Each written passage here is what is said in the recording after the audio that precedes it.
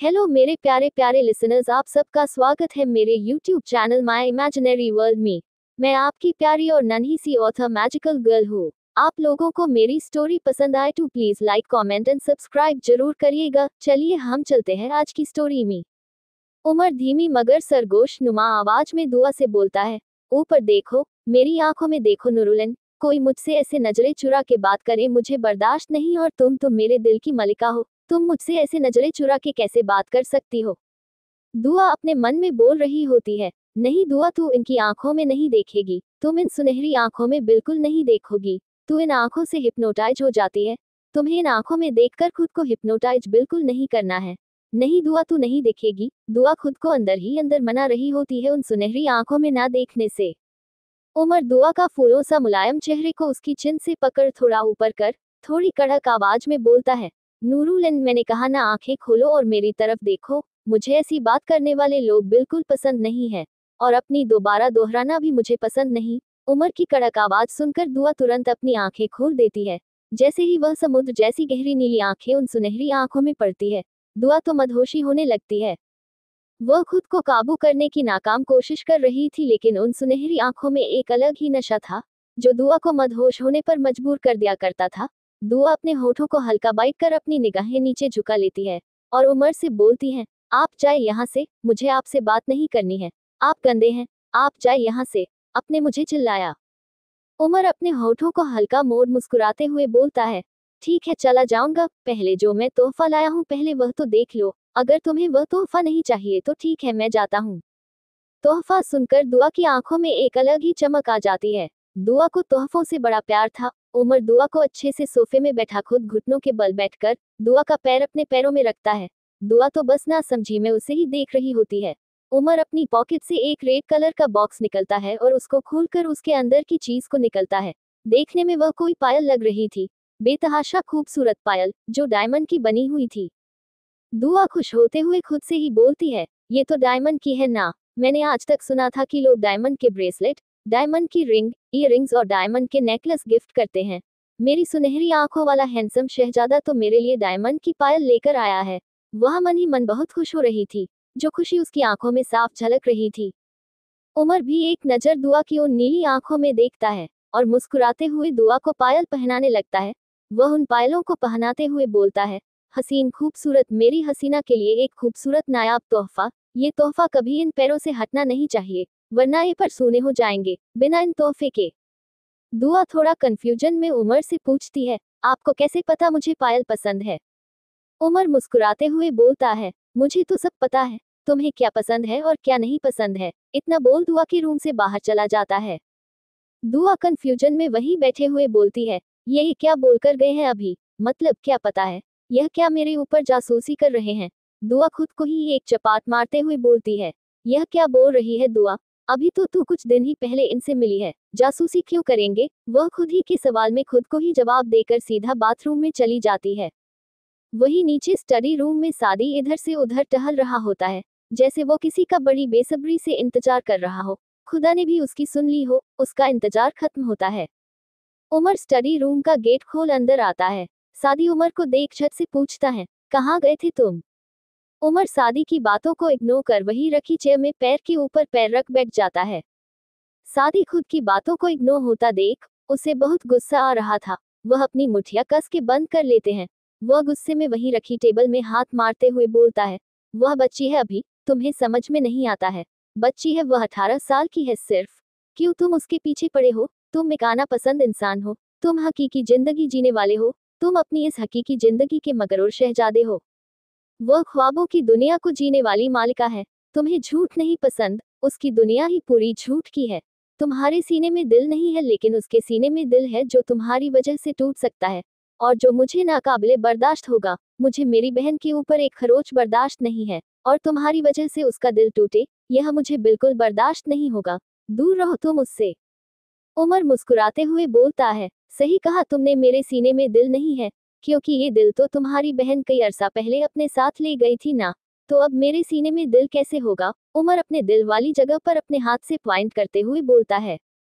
फिर आगे बोलता है, खुदा ने तो हर मखलूक को सिर्फ एक ही दिल अता दिया, क्या है? अगर खुदा ने मुझे 2 दिल अता दिए किए होते तो दूसरा भी खुशी खुशी तुम्हारी बहन को ही दे देता समझे। और तुम मेरे रास्ते में आना बंद करो, मुझे भी ना काबिले बर्दाश्त है कोई मेरे रास्ते में आए। मोहब्बत के लिए तुमने इतना अरसा वक्त इंतजार नहीं किया जितना अरसा मैंने इंतजार किया है। और मैं खुद से यही दुआ करूंगा तुम्हें यह इंतजार ना करना पड़े, तुम्हें तुम्हारी मोहब्बत मिल जाए। 18 बरस कुछ काम नहीं होते सादी, मैंने 18 बरस साल अपनी नूरुलैन का इंतजार करा है। इस उम्र ने खुदा से सजदों में गिड़गिड़ा के अपनी दुआओं में उस दुआ को अपनी नूरुलैन को मांगा है जो खुदा ने मुझे अता कर दी है। अब उसे मुझसे कोई भी जुदा नहीं कर सकता। इसमें रजा खुदा की है और जिस चीज में खुद की रजा होती है तो उसकी रजा के आगे किसी की भी नहीं चलती। और यहाँ तो खुदा की रजा मेरी मोहब्बत में है, तो कैसे किसी और की इस रजा के आगे चलेगी। और मुझ पर और मेरी मलकियत पर ध्यान देने से बेहतर है कि तुम अपनी साइलेंट गर्ल के ऊपर ध्यान दो। सुना है आज वो जाने वाली है। हॉल में दुआ अपने भाइयों को मायूस बैठा देखती है तो उनके पास जाकर पूछती है, क्या हुआ भाई, आप लोग इतने मायूस क्यों बैठे हैं? कुछ हुआ है? नोर्ज मायूसी से बोलता है, 1 हफ्ते बाद अहिल भाई का बर्थडे है। 8 बरस साल हो गए उनको यहाँ से गए। इन 8 बरस में वह एक भी बार वापस नहीं आए हैं। अब तो तुम भी आ गई हो, फिर भी वह नहीं आए हैं। हम सबको उनकी बहुत याद आती है। दुआ अपने मन में सोचती है, आहिल भाई, मैं इस घर में जब से आई हूँ तब से उनका नाम सुना है, लेकिन आज तक मैंने उन्हें नहीं देखा और अब देखूंगी तो इन नजरों के सामने रियल में। दुआ मुस्कुराते हुए बोलती है, बस भाई इतनी सी बात, मेरे पास में एक सॉलिड प्लान है। नोर्ज और शाजिम अपनी आंखों में चमक लिए बोलते हैं, तुम बताओ अपना सॉलिड प्लान जल्दी से। दुआ खुश होते हुए बोलती है, आपको पता है मैंने एक नोवेल में पढ़ा था कि जब हीरो कहीं हीरोइन से दूर चला जाता है, कुछ लोग हीरोइन का किडनैप कर लेते हैं, फिर उसके बाद हीरो 7 समुंदर पार से भागते हुए आता है और अपनी हीरोइन को बचा लेता है। ये बोलते हुए दुआ के चेहरे में एक अलग ही खुशी थी। हाशिम मुंह बनाते हुए बोलता है, तुम कोई हीरोइन नहीं हो। दुआ बोलती है, हीरोइन नहीं हूं तो क्या हुआ, अपने खान ब्रदर्स की बहन तो हूं और खान ब्रदर्स की बहन किसी हीरोइन से कम थोड़ी ना है। जब मेरा किडनैप होगा तो आहिल भाई को आप लोग बताना, वो तुरंत ही इंडिया वापस आ जाएंगे। हाशिम मुंह बनाते हुए बोलता है, एकदम बकवास वाहियात आइडिया है तुम्हारा। तुम्हें याद है ना जब तुमने स्कूल में उस टीचर की चेयर पर ग्लू लगा दिया था उनको चिपकाने के लिए और उस पर मैं धोखे से बैठ गया था, वह प्लान फेल हो गया था। दुआ झट से बोलती है, तो तेरे से बैठने को बोला किसने था? अब गलती तेरी है ना, तू बैठ गया। हाशिम आगे बोलता है, और उसका क्या, जब तूने टीचर को वॉशरूम में लॉक कर बाहर पटाखे छुटा दिए थे उसके बाद तेरा तो कुछ नहीं हुआ। मुझे जरूर डांट पड़ी थी टीचर से, उनको लगा था ये सब मैंने किया है। तेरे प्लान हर बार फेल होते हैं। दुआ बोलती है, तू पुरानी बातें क्यों निकाल रहा है? अभी पर फोकस कर, अभी पर। अभी आहिल भाई को वापस लाना है, उस पर फोकस कर। शाजिम और नोर्ज हाशिम को चुप कराते हुए बोलते हैं, एकदम बेस्ट आइडिया है, हम इसको कल ही अंजाम देंगे। दुआ भी खुशी खुशी हाँ बोल देती है। सब बहुत खुश थे। दुआ आराम से वही सोफे में बैठ जाती है और अपना फोन स्क्रॉल करने लगती है। उसे उमर की कुछ फोटोज दिखती है जिसमें वह शर्टलेस था और अपनी बॉडी दिखा रहा था, और एक फोटो थी जिसमें वह बहुत ही ज्यादा हैंडसम और सेक्सी लग रहा था। दुआ उन फोटोज को देखते हुए अपने मन में बोलती है, मेरी सुनहरी आंखों वाले हैंडसम शहजादे को ऐसे देखने का हक सिर्फ मेरा है और किसी का भी नहीं। अगर मेरी सुनहरी आंखों वाले हैंडसम शहजादे को किसी लड़की की नजर लग गई तो, और मैंने नोवेल्स में पढ़ा है लड़कियां भी हवसी होती हैं, उन्होंने मेरे सुनहरी आंखों वाले शहजादे को अपनी हवस भरी नजरों से देखा तो, नहीं नहीं नहीं, इतना बोलकर उसके चेहरे में एक डेविल स्माइल आ जाती है। उसे बहुत ज्यादा इनसिक्योरिटी फील हो रही थी उमर को लेकर। हुनैन जो बाहर से आ रहा होता है वह अपने फोन को देखते हुए बोलता है, यह क्या हो गया है इस फोन को? यह मेरी साइड पोस्ट, मेरी फोटोज कहाँ चली गई? यह क्या लफड़ा हो गया है इस फोन का? अभी तो भाई ने मुझे नया फोन गिफ्ट किया था, भाई से बोला खराब गया तो भाई बहुत चलाएंगे, इस पर क्या गड़बड़ हो गई है? हुनैन अपने फोन को ऊपर नीचे करके देखते हुए बोलता है। हाशिम हुनैन को देखते हुए बोलता है, क्या हो गया है, ऐसे झुंझलाया हुआ क्यों है? ये देखना, मेरे फोन में मैंने जितनी भी उमर भाई की फोटोज पोस्ट करी थी इंस्टा में, देख सारी की सारी गायब हो गई है। पता नहीं कहाँ चली गई है ये फोटोज, मुझे तो कुछ समझ में ही नहीं आ रहा है। हुनैन हाशिम को अपना फोन दिखाते हुए बोलता है। हाशिम बोलता है, तूने डिलीट कर दी होगी ना फोटोज? हुनैन हाशिम को देखते हुए बोलता है, नहीं मैंने एक भी पोस्ट डिलीट नहीं की थी, पता नहीं कहाँ चली गई। हाशिम अपना सर पकड़ते हुए बोलता है, ओ तेरी, कहीं तेरा फोन हैक तो नहीं हो गया? हुनैन बोलता है, ये तू क्या बोल रहा है? नहीं, मेरा फोन हैक हो ही नहीं सकता। इस पर मैंने डबल ऑथेंटिकेशन लगाया है। इससे कोई भी मेरा इंस्टा हैक नहीं कर सकता। हाशिम हुनैन के सर में मारते हुए बोलता है, गधे, तेरे डबल ऑथेंटिकेशन की तो बेटा हैकर्स है वो, उनके पास तेरे से ज्यादा दिमाग होता है। डबल ऑथेंटिकेशन से उनका कुछ नहीं होता, उन्हें हैक करना होता है तो हो ही जाता है। उमर भाई से बोल, वो ठीक करवा देंगे। उमर भाई से याद आया, उन्होंने मुझे आज कॉटेज बुलाया है। हाशिम डरते हुए बोलता है, क्या कॉटेज? बेटा, आज तो तेरी गई पूरी रात कॉटेज में। तुझे याद है ना पिछली बार का भाई की पनिशमेंट? अल्लाह ही बचाए उनकी ऐसी पनिशमेंट से। हुनैन भी डरते हुए बोलता है। दुआ जो अपना फोन चला रही होती है, वह बहुत ही ज्यादा फोन को मुस्कुराते हुए देख रही होती है, लेकिन हुनैन की बात सुन उसकी मुस्कुराहट और गहरी हो जाती है। ओ, तो इस बिन पूछ के लंगूर ने मेरे सुनहरी आंखों वाले शहजादे की इतनी हॉट पिक्चर्स डाली थी। वो अपनी सोच में ही मशरूफ मगन थी, इसलिए उसने हाशिम और हुनैन की कॉटेज वाली बात नहीं सुनी थी। शाम का वक्त। दुआ रमीजा के कस के लिपटी हुई थी, वह उसे जरा सा भी हिलने नहीं दे रही थी। दुआ रमीजा से बोलती है, नहीं, तुम नहीं जाओ, तुम मेरे पास रह लो ना, प्लीज प्लीज मत जाओ, प्लीज रुक जाओ कुछ दिन। रमीजा दुआ को समझाते हुए बोलती है, बेबी जाने दो, एक हफ्ता हो गया मुझे यहाँ पर, अम्मी घर पर अकेली हैं, प्लीज जाने दो। एक हफ्ते से मैं घर नहीं गई हूँ, जाने दो ना, मैं प्रॉमिस करती हूँ, मैं हफ्ते में 2-3 बार तुमसे मिलने जरूर आऊंगी, प्लीज मुझे जाने दो। दुआ रमीजा से जिद करते हुए बोलती है, नहीं नहीं नहीं, वह किसी छोटे बच्चों की तरह जिद कर रही थी। अदीला जी दुआ को समझाते हुए बोलती हैं, बेटा उसको जाने दो ना, उसको भी तो अपने घर वालों की याद आ रही होगी, जाने दो, वह बोल तो रही है ना हर हफ्ते तुमसे मिलने आएगी, जाने दो उसे। दुआ आदिल जी की बात सुनकर रमीजा को छोड़ देती है, लेकिन उसकी आंखों से हल्के हल्के अश्क बहने लगे थे। रमीजा दुआ की आंखों में आए अश्कों को पूछते हुए बोलती है, तुम यह अश्क कभी नहीं बहाओगी, यू नो ना I don't like your tears, मुझे तुम्हारे इन आंखों से बहते हुए अश्कों से नफरत है। मुझे नहीं पसंद कि तुम्हारी आंखों में एक भी अश्क आए, समझे ना? अब तुम्हारी आंखों में एक भी अश्क नहीं आना चाहिए, नहीं तो मैं खुद तुम्हें मारकर तुम्हारी इन आंखों से अश्क निकलवा दूंगी, समझी? रमीजा की बात पर दुआ मुस्कुराने लगती है। वह मुस्कुराते हुए बोलती है, ओके मैडम, मैं समझ गई, अब मेरी आंखों में कभी भी एक भी अश्क नहीं आएगा। वो एक अच्छे बच्चे की तरह रमीजा की बात मानी है। आदिल जी सादी को देखती हैं, जो वहीं दूर खड़ा था, उसे रमीजा का वहां से जाना बिल्कुल अच्छा नहीं लग रहा था। अदीला जी सादी से बोलती हैं, जाओ जाकर रामीजा को उसके घर तक छोड़कर आओ, यहाँ क्या तार जैसे बस खड़े हो, कुछ काम किया करो, बस जब देखो वेले घूमते रहते हो। सादी आदिल जी को देखते हुए बोलता है, मामा मैं आपको वेला घूमता हुआ देखता हूँ, मैं कितना काम करता हूँ, आप मेरे ऊपर ध्यान भी नहीं देती, देखे मैं कितना पतला हो गया हूँ, थोड़ा मुझ पर भी ध्यान दिया करें। वो एक छोटे बच्चे की तरह अपनी मामा से शिकायत कर रहा था। सादी की बात पर दुआ जोर जोर से हंसने लगती है। शादी ने यह बातें सिर्फ दुआ को हंसाने के लिए बोली थी। उसे दुआ की आंखों में एक अशिक, उसकी चुप्पी बिल्कुल बर्दाश्त नहीं होती थी, और एक हफ्ते पहले हादसे के बाद से दुआ की वह हंसी कहीं गोल हो गई थी, लेकिन आज वो पूरे मन से खुले दिल से हंस रही थी। रमीजा सबको खुदा हाफिज बोलकर सादी के साथ चली जाती है। अगले दिन जुमर खान मेंशन आई हुई थी। वह मेंशन में इतनी शांति देख सीधा दुआ के रूम में जाती है। वो दुआ के रूम में जाती है तो देखती है दुआ एक बुक पढ़ने में मशरूफ है। दुआ रमीजा को देखकर जल्दी से बुक छुपा लेती है। जुमर रमीजा को देखते हुए बोलती है, अरे रे पढ़ लो, मैं किसी से नहीं बताऊंगी, तुम क्या पढ़ रही हो? दुआ जुमर की बात सुन बात पलटते हुए बोलती है, आप यहाँ, आप कब आई?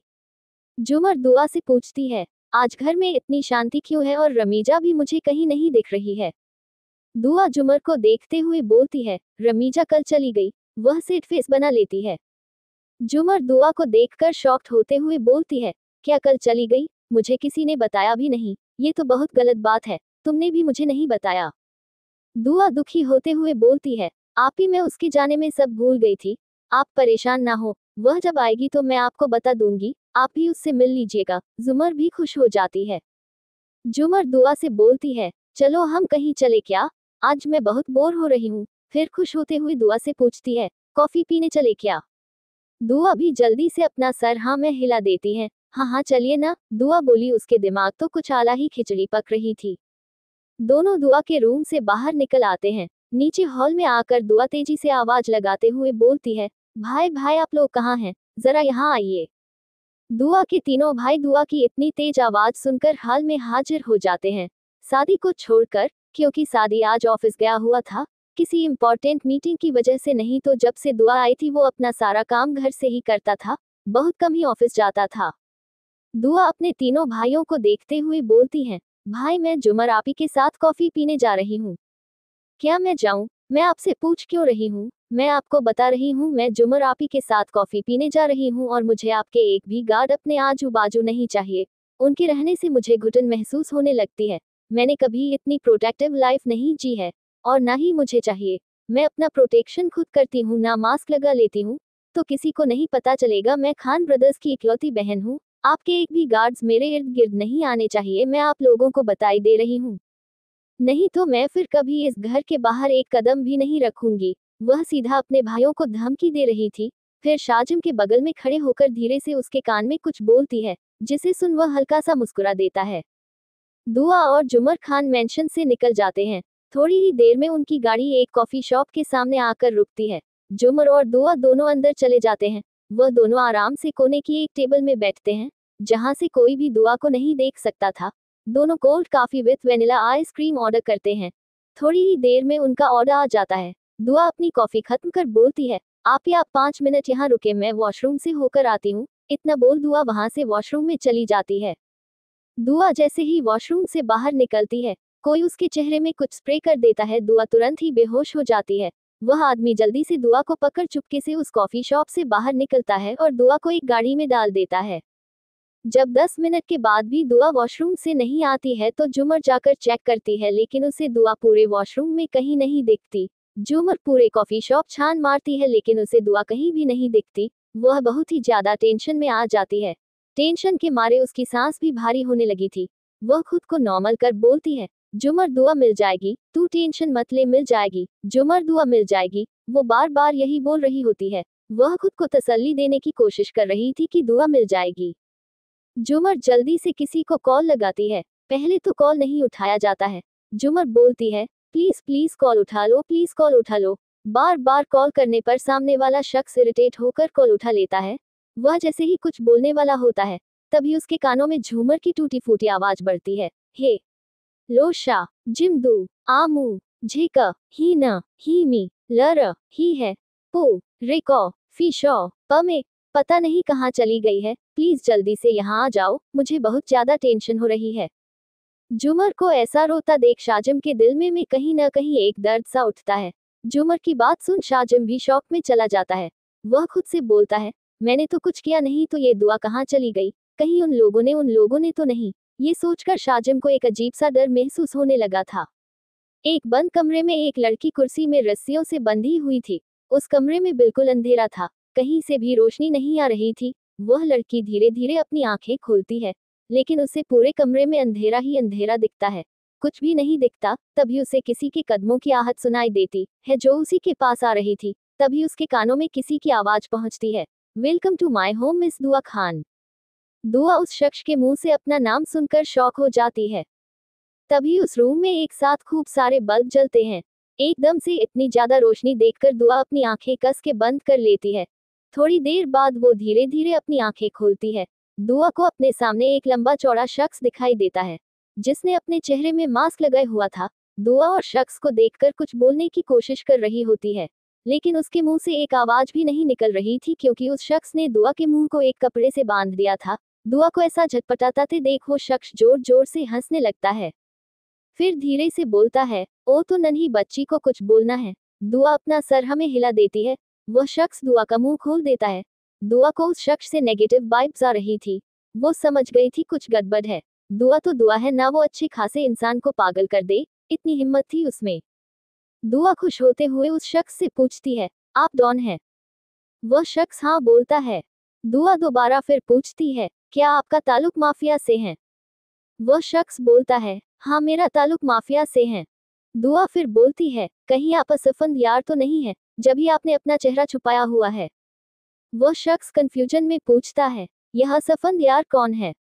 दुआ बोलती हो, ओ आप असफंद यार को नहीं जानते, यह मेरे नवल का हीरो है। कितना अच्छा हीरो है और आप उसे नहीं जानते, वेरी बैड, बहुत गंदी बात है। आपका ताल्लुक माफिया से है, आपको उसे जानना चाहिए था ना। पता है आपको, वो बहुत बड़ा माफिया है, पूरी दुनिया उससे डरती है। दुआ की ऐसी बातें सुनकर वह शख्स बोलता है, ए लड़की तुम पागल हो क्या, तुम्हारे दिमाग के पुर्जे हिल गए हैं क्या।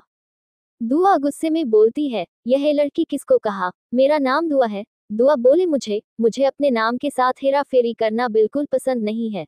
फिर दुआ आगे बोलती है, आप होंगे कहीं के डॉन लेकिन अब आप मुझे छोड़ दें। पहले मेरी ख्वाहिश थी कि मुझे एक डॉन अगवा कर ले, फिर उसके बाद वह मुझसे अच्छे से सलूक करे, मुझसे मोहब्बत करे, मुझसे निकाह करे, लेकिन अब मेरी ख्वाहिश बदल गई है। अब मुझे मेरे सुनहरी आंखों वाले हैंडसम शहजादे मिल गए हैं, तो अब मुझे ऐसी ख्वाहिश नहीं है, चले जल्दी से आप मुझे खोल दे। दुआ उसे शख्स को ऑर्डर देते हुए बोलती है। वह शख्स गुस्से में बोलता है, तुम पागल हो गई हो क्या, तुम मुझे जानती नहीं हो, मैं क्या हश्र कर सकता हूँ तुम्हारा। दुआ उसी की टोन में गुस्से में उससे बोलती हैं, आप मुझे नहीं जानते हैं, मेरे भाइयों को नहीं जानते हैं, वह आपका क्या हश्र कर सकते हैं। अभी ताज़ा ताज़ा मैंने एक का बहुत ही बुरा हश्र करवाया है। आपने नौशवा कारदार का नाम तो सुना ही होगा, न्यूज़ में देखा ही होगा, कैसे मारा गया, मेरी वजह से मारा है, मेरे भाइयों ने उसे बड़ी ही बेरहमी से मारा है। दुआ दिखाती थी सबको कि वह बेवकूफ़ है, लेकिन वह इतनी भी बेवकूफ़ नहीं थी। उसे पता चल गया था कि नौशवा कारदार को कितनी बेरहमी से मारा गया है, और उसे कहीं ना कहीं ये शक जरूर था कि यह काम उसके भाइयों ने ही किया है, लेकिन अभी उसका शक यकीन में नहीं बदला था। वह अपने सामने वाले शख्स को डराने के लिए ऐसा बोल रही थी, लेकिन उसे भी अंदर ही अंदर थोड़ा सा डर लग रहा था, लेकिन वह अपने डर को बाहर जाहिर नहीं करना चाहती थी। उसने यहाँ आने से पहले खान ब्रदर्स के बारे में सुना था, जो उनसे पंगे लेता था वो रातों रात गायब हो जाता था। दुआ का अपने भाइयों पर शक करना तो बनता था। वह शख्स गुस्से में दुआ का मुंह कस के दबाते हुए बोलता है, ए लड़की चुप हो जा, तू मुझे जानती नहीं है, मैं तेरे भाइयों का क्या हाल कर सकता हूँ। चुपचाप से यहाँ बैठी रहे और नौशवा कारदार की मौत का बदला वह मैं तो ले ही लूंगा, तुझसे और तेरे भाइयों दोनों से। वो शख्स गुस्से में दुआ का मुंह छोड़ देता है। दुआ रोते हुए बोलती हैं, आप गंदे हैं, आप बहुत गंदे हैं, आप मेरे नोवेल्स के माफिया जैसे बिल्कुल नहीं हैं। नोवेल्स के माफिया कितने अच्छे होते हैं, वो किसी लड़की को अगवा करते हैं तो उसकी कितनी केयर करते हैं, उसकी खातिर तवाजो करते हैं, उसे अच्छे अच्छे तोहफे देते हैं, उसे अच्छे अच्छे कपड़े देते हैं, लेकिन आप तो इतने गंदे हैं, आपके सीने में तो दिल ही नहीं है। आपने इतनी कस के मेरा मुंह दबाया, देखिए मेरे चेहरे पर निशान पड़ गए हैं। दुआ अपने चेहरे दिखाते हुए बोलती है। फिर आगे बोलती है, आपके सीने में जरा सा दिल नहीं है, आपको किसी ने यह नहीं सिखाया कि लड़कियों से कैसे बात करते हैं, आपकी मामा बाबा ने आपको ये बिल्कुल भी नहीं सिखाया है। मिलाया आप हमें अपने मामा बना से, हम उनको बताएंगे कि अपने बेटे को अच्छी तरबियत दे, इनको बिल्कुल तमीज नहीं है लड़कियों से बात करने की। सामने वाले शख्स का तो दुआ की बातें सुनकर दिमाग ही खराब हो जाता है। वो शख्स मुस्कुराते हुए शैतानी मुस्कुराहट के साथ बोलता है, जाने मन तुम सिखा देना मुझे, और वैसे भी कुछ घंटे बाद तुम मेरी बनने वाली हो, कुछ घंटे बाद हमारा निकाह है, तुम जल्दी से तैयार हो जाना निकाह के लिए। लेकिन तुम तैयार कैसे होगी, तुम इन्हीं कपड़ों में निकाह कर लेना, मुझे कोई दिक्कत नहीं है, मैं तुमसे ऐसे भी निकाह कर लूंगा। और बहुत ही गंदे तरीके से दुआ के चेहरे में अपनी उंगली चलाने लगता है। दुआ उसकी उंगली में काट लेती है और गुस्से में बोलती है, कभी भी नहीं, मैं मर भी जाऊंगी तो आपसे निकाह नहीं करूंगी, मैं सिर्फ निकाह करूंगी तो अपने सुनहरी आंखों वाली शहजादे से, उनके अलावा मैं किसी से भी निकाह नहीं करूंगी, समझी। और आप पता नहीं कितने बदसूरत होगे, जब ही अपना चेहरा छुपा कर रखा है। वो शख्स गुस्से में दुआ का मुंह बंद कर उसे रूम से बाहर चला जाता है। वहीं दूसरी तरफ सादी गुस्से में अपने सामने खड़े 3 नमूनों को देख रहा था जो अपना सर झुकाए उसके सामने खड़े थे। सादी गुस्से में बोलता है, तुम लोग पागल हो गए हो, उसे अकेले जाने दिया। और फिर शाजिम की तरफ देखते हुए बोलता है, मैं तो सोचता था तुम बड़े हो गए हो, लेकिन अभी भी तुम्हारी अकल घुटनों पर है, कैसे तुमने उसे अकेले जाने दे दिया। तुम्हें पता है ना कितने दुश्मन हैं हमारे, और सब उसके पीछे पड़े हैं, हम उसे कितना प्रोडक्ट कर रहे हैं, तुमने कैसे कैसे तुम इतनी लापरवाही कर सकते हो शाजिम, कैसे, और तुम उसके उस फालतू के प्लान में कैसे हामी भर सकते हो तुम लोग। शाजिम को भी अब बहुत गुस्सा आ रहा था। वह खुद से ही बोलता है, एक बार वो शख्स मिल जाए जिसने मेरी बहन को अगवा किया है, उसको जीते जी जहन्नम ना दिखा दी ना, तो मेरा नाम भी शाजिम खान नहीं, उसको एक ऐसी मौत दूंगा, वो भी तड़पा तड़पा कर, जो उसके खानदान वाले तक याद रखेंगे। वही जुमर सोफे में बैठे अदिला की के गले लगकर अपने अश्कों को बहाए जा रही थी। अपने अश्कों को बहा बहा कर उसकी आंखें सूज गई थी। उसे ये लग रहा था गलती उसकी है, वह दुआ को अकेले ही लेकर गई, उसे दुआ को अकेले नहीं लेकर जाना चाहिए था, वह खुद को इस चीज की जिम्मेदार ठहरा रही थी। सादी किसी को कॉल लगाता है तुरंत ही कॉल उठा लिया जाता है। सादी गुस्से में अपने दांत पीसते हुए उस शख्स से बोलता है, अभी के अभी दुआ की लोकेशन पता करो, वह कहाँ है, और मुझे 30 सेकंड के अंदर उसकी लोकेशन बताओ, वरना तुम दूसरी लोकेशन पता करने के लायक नहीं बचोगे, समझे? इतना बोल वह गुस्से में कॉल कट कर देता है। वहीं दूसरी तरफ दिल्ली की सड़कों में ब्लैक कलर की बुगाटी सेंटोडाइज तेज रफ्तार से भाग रही थी, जैसे वह आज अपनी गाड़ियों से कई लोगों की मौत लेगा। अंदर बैठा शख्स इतनी तेज गाड़ी चला रहा था और गाड़ी की इतनी स्पीड देखकर उस शख्स को कोई फर्क नहीं पड़ रहा था। वो अपनी स्पीड और तेज कर लेता है। उसे बस जल्द से जल्द अपनी मंजिल तक पहुंचना था। अब मंजिल हो मोहब्बत की तो कोई भी उस मंजिल को पाने से नहीं रोक सकता। खुदा ने जिसे वह मोहब्बत अता की हो तो उस मोहब्बत को वह शख्स भी अपने दिल से नहीं निकाल सकता। एक गाड़ी बहुत ही तेज स्पीड के साथ एक मेंशन के बाहर आकर रुकती है। उस गाड़ी से एक लंबी चौड़ी पर्सनैलिटी वाला शख्स बाहर निकलता है, जिसका चेहरा पूरा डार्क हो रखा था। वह बहुत ही गुस्से में था। उसका ऑरा इतना ठंडा था कि वहां आसपास के लोग भी उसको देखकर डर के मारे कांप रहे थे। उनमें से किसी की भी हिम्मत नहीं थी कि वह लोग उस शख्स को रोक सके। उन सबको अपनी रीढ़ की हड्डी में एक तेज दर्द सा महसूस हो रहा था। उनको खौफ था अगर उन्होंने उस शख्स को रोका तो आज ही अपनी जिंदगी से हाथ धो बैठेंगे। वह शख्स गुस्से में अंदर जाता है और एक ही किक में उस मेंशन का मेन गेट तोड़ देता है।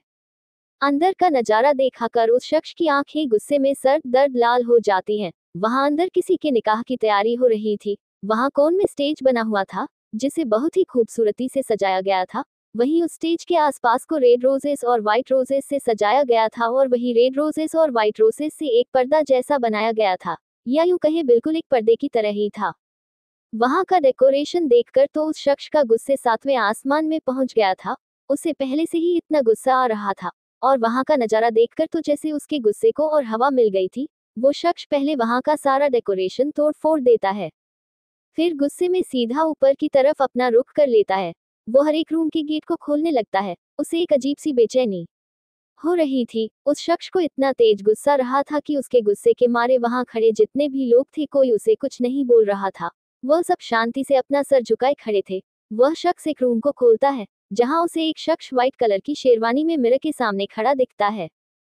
वो शख्स तिरछा मुस्कुराते हुए बोलता है, ओ तो यूजे खुद अपनी माशूका को बचाने आया है, पर क्या फायदा, अब कुछ ही लम्हों बाद तुम्हारी माशूका मेरे बिस्तर में होगी और मेरी आज की रात को हसीन बनाएगी, पर अफसोस तुम उसे देख नहीं पाओगे। सुनोगे तो सिर्फ उसकी दर्द भरी आहें जो मेरे इन कानों को सुकून देंगी। इतना बोल वो जोर जोर से हंसने लगता है। तभी उसके मुंह में एक जोरदार पंच पड़ता है जो उसे यूजे ने मारा था।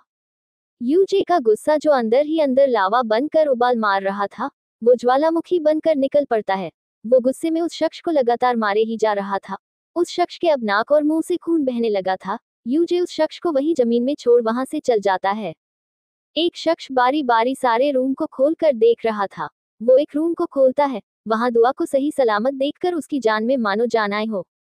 दुआ उस शख्स को देखकर कुछ बोलने की कोशिश कर रही होती है, लेकिन मुंह में कपड़ा बंधा होने की वजह से वो कुछ नहीं बोल पा रही थी। वो शख्स जल्दी से जाकर दुआ का मुंह खोल देता है।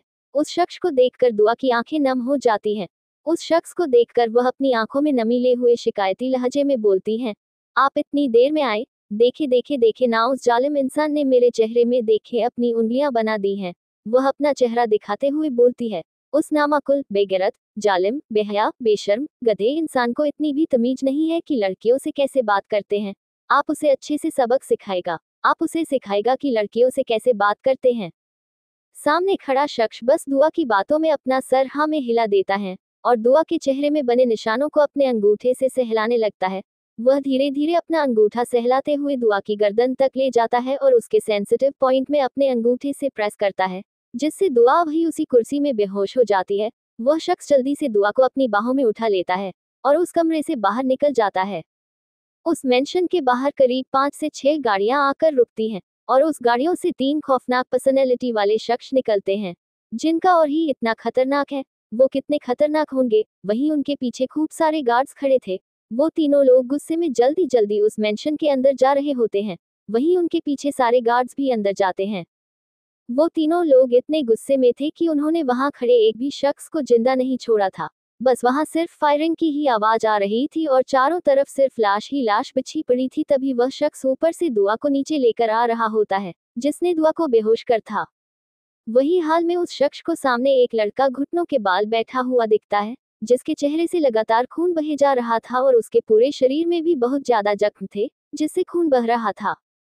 इसके हाथों को कलम कर दिया जाए और इसने मेरी यूजे की मलकियत के चेहरे पर जो निशान दिया है उससे भी ज्यादा निशान इसके चेहरे पर दिया जाए। इतने निशान दिए जाए कि ये अपना चेहरा देखकर इसकी रूह भी कांप जाए। यूजे अपना फरमान जारी कर दुआ को अपनी बाहों में लेकर वहां चला जाता है। साथ ही शाजिम और नोर्ज बस जाते हुए यूजे को देखते रहते हैं, और वो कर ही क्या सकते थे। यूजे की बात पत्थर की लकीर होती थी, कोई उसे काट नहीं सकता था। नोर्ज सादी और शाजिम से बोलता है, भाई इनको जब पता चल गया था तो वो यहाँ पर है तो इन्हें हमें बताना चाहिए था ना, उन्होंने हमें बताया ही नहीं, उनको जरा सी भी इल्म नहीं है हमें अपनी बहन की कितनी फिक्र हो रही थी। शादी बस एक्सप्रेशन लेस चेहरे से जाते हुए यूजे को देख रहा था। वो बिना कुछ बोले वहां से चला जाता है। खान मेंशन में सबको पता चल गया था दुआ सेफ है। सब लोग एक राहत की सांस लेते हैं और अपने अपने रूम में सोने चले जाते हैं। रात काफी होने की वजह से अदिला जी भी जुमर को वहीं रुकने को बोल देती हैं। जुमर आदिला जी की बात मानकर वही खान मेंशन में रुक जाती है। जुमर गेस्ट रूम में इधर से उधर टहल रही होती है। जुमर खुद से बोलती है, गलती मेरी है, मुझे दुआ को नहीं लेकर जाना चाहिए था। मुझे पता है उसके पीछे कितने लोग लगे हैं, फिर भी मैं उससे लेकर चली गई। तभी एकदम से उस रूम का दरवाजा खुलता है और एक शख्स गुस्से में अंदर आता है। जुमर जो अपनी सोच में गुम थी वो इतनी तेज आवाज सुनकर उस साइड देखने लगती है। वो शख्स जुमर का हाथ उसकी कमर से लगा उसको मुंह के बल दीवार से सटा देता है। जुमर की दर्द से एक तेज चीख निकल जाती है। आह! जुमर दर्द से तड़पते हुए बोलती है, ये तुम क्या कर रहे हो, मुझे दर्द हो रहा है, छोड़ो मुझे। लेकिन वह शख्स जुमर को नहीं छोड़ता। जुमर दोबारा फिर बोलती है, यू हटिंग मी प्लीज, छोड़ दो, मुझे दर्द हो रहा है। दर्द से जुमर के गालों में उसके अश्क का एक कतरा लुढ़क जाता है। वो शख्स उसे नहीं छोड़ता और गुस्से में बोलता है, तुम्हें दर्द हो रहा है और उस दर्द का क्या जो तुम्हारी वजह से मुझे हुआ है। तुम्हारी एक लापरवाही की वजह से मेरी बहन को कितनी अजियत से गुजरना पड़ा है आज, सिर्फ तुम्हारी वजह से। क्या जरूरत थी उसे अपने साथ बाहर ले जाने की, वह भी बिना कार के। तुमसे कहा किसने था कि तुम उसे अपने साथ बाहर लेकर जाओ, क्यों लेकर गई तुम उसे बाहर। तुम्हारी लापरवाही की वजह से मेरी बहन को कितनी अजियतों का आज सामना करना पड़ा है। अगर उसे कुछ हो जाता तो। फिर वो आगे बोलता है, तुम्हें पता भी है वह इंसान उससे निकाह करने जा रहा था, अगर हम सही वक्त पर नहीं पहुंचते तो मेरी बहन का तो एक जालिम के साथ निकाह हो जाता, जो हमने हरगिज बर्दाश्त नहीं होता। जुमर की आंखों से लगातार अश्क बहे जा रहे थे, लेकिन उस शख्स को उससे कोई फर्क नहीं पड़ा था। वो शख्स गुस्से में बोलता है, मेरे दिल में तुम्हारे लिए जरा सी जो भी मोहब्बत किसी कोने में बची थी, आज वह भी खत्म हो गई। आज से और अभी से मर गई तुम्हारी मोहब्बत तुम्हारे लिए। आज से शाजिम खान तुम्हारे लिए मर गया। इतना बोल शाजिम जुमर को वही छोड़ वहां से चला जाता है। साजन की यह बात, मर गया तुम्हारा शाजिम तुम्हारे लिए, जुमर के कानों में गूंजने लगती है। उसे बस यही सुनाई दे रहा था। जुमर अपने दिल के पास अपना हाथ रख वही घुटनों के बल बैठ जाती है। उसकी आंखों से अश्कों का दरिया बहने लगता है। वो चीखना चाहती थी, चिल्लाना चाहती थी, लेकिन उसकी चीखें सुनने वाला कोई भी नहीं था। वह बस बेतहाशा अपने अश्कों को बहाए जा रही थी। उसके दिल में एक तेज दर्द हो रहा था, जैसे किसी ने उसके जिस्म से उसका कोई अनमोल हिस्सा उससे जुदा कर दिया हो। जुमर वहां से उठ सीधा खान मेंशन के बाहर निकल जाती है। बाहर तेज हवाएं चल रही थी और बारिश भी हो रही थी। यह बारिश जुमर के टूटे हुए दिल का हाल बयां कर रही थी। जुमर के साथ साथ आज किसी और का दिल भी टूटा था। यह बारिश उनके दिलों के टूटने का हाल बयां कर रही थी। आज जुमर का दिल कई टुकड़ों में बिखर गया था। वो वही बारिश में बैठ जोर जोर से चीखने लगती है, लेकिन उसकी चीखें सुनने वाला कोई न था। वो फिर उठ बारिश में चलना शुरू कर देती है। उसे कुछ भी होश नहीं था। वह बस बेसुध सी उस बारिश में पैदल ही चली जा रही थी। थोड़ी ही देर में वो जहांगीर मानसिंह के बाहर खड़ी थी। उसके बाल पूरे बिखरे हुए थे। उसका शरीर पूरा बारिश के मौसम में भीगा हुआ था और उसके कपड़े उसकी बॉडी से चिपक गए थे। उसकी आंखें पूरी लाल हो रखी थी, लेकिन उसके अश्क दिख नहीं रहे थे। वो बारिश के पानी में घुल रहे थे। झूमर बिना किसी आवाज के बस चुपचाप से अपने रूम में चली जाती है और सीधा बेड में लेट तकिए में अपना मुंह छुपाए बेतहाशा अपने आशिक बहाने लगती है। उसके दिल में बहुत तेज दर्द उठ रहा था, जिसका उसे समझ में अच्छे से आ रहा था। वह अपने दर्द को काबू करने की बेतहाशा कोशिश कर रही थी, लेकिन वो दर्द काबू में ही नहीं आ रहा था। उसे बहुत ज्यादा दर्द हो रहा था। जब दर्द मोहब्बत का हो तो जख्म बनते हैं। वो जख्म बनकर नासूर होते हैं, लेकिन मोहब्बत का दर्द कभी कम नहीं होता। जुमर खुद से बोलती हैं, गलती मेरी है, मुझे दुआ को नहीं लेकर जाना चाहिए था। मेरी वजह से वो किडनैप हुई और शाजिम मुझसे नाराज। बोलते हुए वो अपने अश्क बहाए जा रही थी। सुबह का वक्त, जहांगीर मेंशन में जुमर की मामा तालिया जहांगीर जुमर के रूम में जाती है। वो पहले तो गेट नॉक करती हूँ, लेकिन जुमर गेट नहीं खोलती। वो बोलती है, जुमर बेटा आप आ गई हो ना, आप नीचे क्यों नहीं आई, चलिए जल्दी से आ जाए। लेकिन उन्हें अंदर से कोई भी आवाज नहीं आती तो वह गेट खोल अंदर चली जाती है। उन्हें जुमर कहीं भी नहीं दिखती। उन्हें बाथरूम से पानी के गिरने की आवाज आ रही थी। वह बहुत देर तक आवाज लगती है जुमर को, लेकिन जुमर गेट नहीं खोलती है। उन्हें अब घबराहट सी होने लगी थी। हुनैन जो जुमर के रूम के बाहर से ही निकल रहा था, अपने मामा की परेशान भरी आवाज सुनकर वह रूम के अंदर जाता है और अपनी मामा से पूछता है, मामा क्या हो गया, आप परेशान लग रहे हो।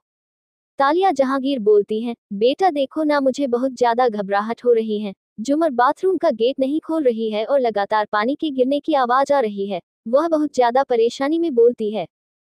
हुनैन भी अब परेशान हो गया था। वह गेट को नॉक करता है, आप ठीक है ना, गेट खोले। लेकिन जुमर गेट नहीं खोलती है। अब हुनैन से बर्दाश्त नहीं होता, वह सीधा गेट तोड़ने की कोशिश करता है। 4 से 5 ट्रायल के बाद गेट टूट जाता है। जैसे ही गेट खुलता है, अंदर का नजारा देखकर दोनों की आंखें फटी की फटी रह जाती है। उनकी आंखों से आंसू बहने लगते हैं।